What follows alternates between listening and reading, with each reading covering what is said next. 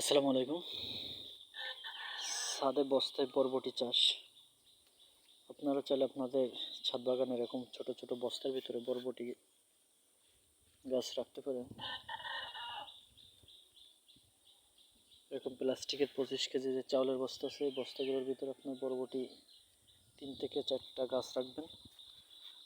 এরকম বস্তার ভিতরে কাটি ফুতে এরকম বান দিয়ে দিবেন। সেই বানে মাশাআল্লাহ সুন্দর বরবটি হবে।